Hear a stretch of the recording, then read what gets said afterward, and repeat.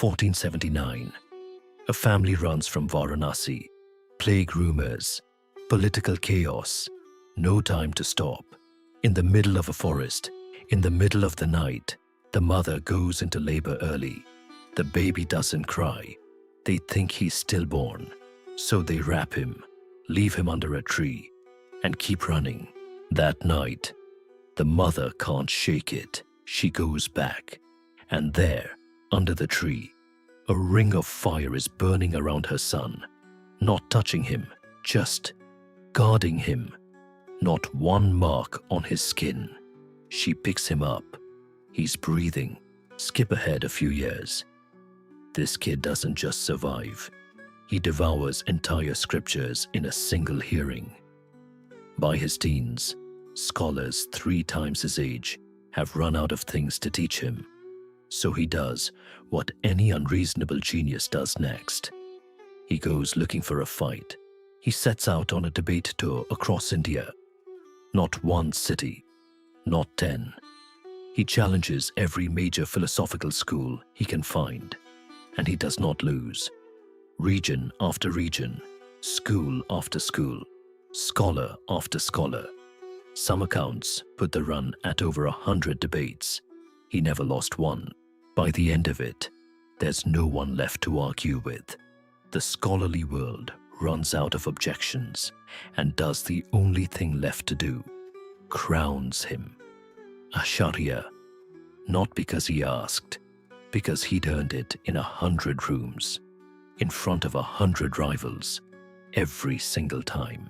Now, most Acharyas at this point tell you the same thing. Renounce everything. Give up pleasure. Starve the senses. Suffer your way to God. Vallabhacharya looked at 1,000 years of that advice and said, hard pass. His idea, Pushti Marg, the path of grace, was radical for its time. You don't earn God through effort. You don't punish your body into liberation. Grace finds you, and when it does, joy itself becomes worship. Food, music, beauty, play, not obstacles to God. Doorways. So who's at the center of this? Not a stern cosmic judge. Krishna, as a child, the form Vallabhacharya called Srinathji. Playful, mischievous, stealing butter, breaking pots, impossible to stay angry at. If grace is the point, he reasoned, worship it like you'd love a child, not like you're terrified of a king. Philosophically, he called it Shuddhadvaita, pure non-dualism, not you're an illusion trapped in an illusion, like some schools taught. You're already a real spark of Krishna. The world is already real, already sacred. Nothing here needs to be escaped. It needs to be seen correctly. He didn't just teach this and vanish. He built it. 84 Bitaks across India, each one a seat where he'd sat and taught. A marker, a movement made physical. Pushti Marg didn't stay a philosophy.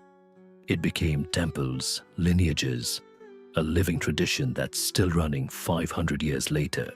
1531, Hastinapur, on the banks of the river.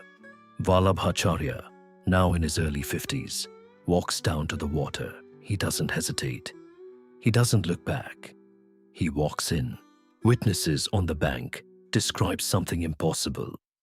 Not a body sinking, but a column of fire rising off the water where he'd stood. And then, nothing. No struggle, no drowning, just light. And then, silence. Think about that symmetry. A baby, left for dead, guarded by a ring of fire that wouldn't touch him. A man, decades later, walking into water and leaving as fire instead. Whatever protected him at the beginning, the story insists it came back to collect him at the end. His commentary on the Bhagavata is still recited as Bhagavad Katha today. Srinathji, the deity he revealed, would eventually find a permanent home at Nathdwara, and his path is often counted as the 4th great branch of Vaishnava devotion. right alongside Ramanuja, Madhava, and Chaitanya. 3 more stories already on this channel. Every other path told you to suffer first, earn peace later. Vallabhacharya's whole life was an argument against that math. So here's his real question, the one his entire philosophy rests on. What if you don't have to earn grace at all? What if it's already looking for you?